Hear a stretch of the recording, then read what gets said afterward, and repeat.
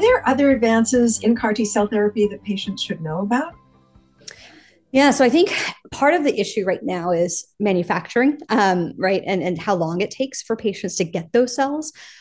So we use it to our advantage in the sense that earlier line patients will have bridging therapy that we can give them. That while we've collected their cells and then they're being made, it takes about 4 to 6 weeks or even 8 weeks sometimes.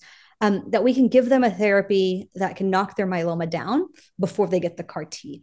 And again, this is really important that we have options available. So in fifth line, we don't have very many options available. So a lot of my patients, we really are just struggling to keep the myeloma controlled, try to bring it down before they get their CAR T. And we're hoping that that CAR T comes in any day, right?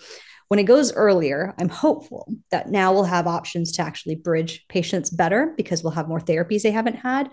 And the reason that bridging is so important is it really does decrease toxicity. Some of the serious toxicity that we see with CAR T significantly decreases it.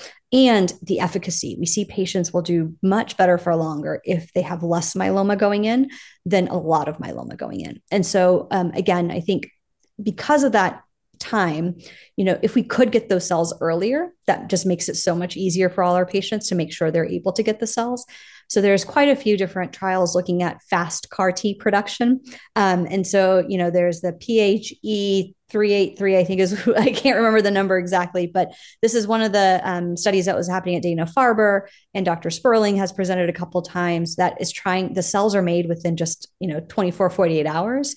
Then they actually go in and as they're killing the myeloma, they grow. So they grow inside the body, which is really, really, I think, an interesting way to develop CAR Ts for the future, make it more applicable and accessible.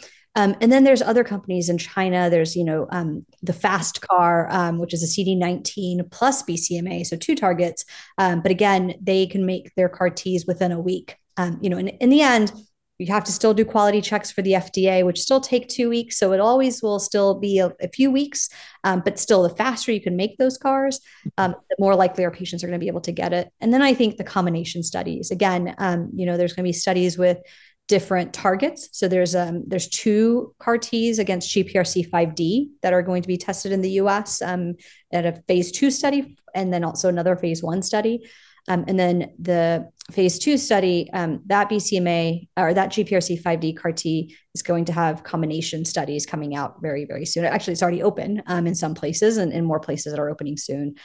So I think, yes, a lot's going on, again, with new antigens and combinations.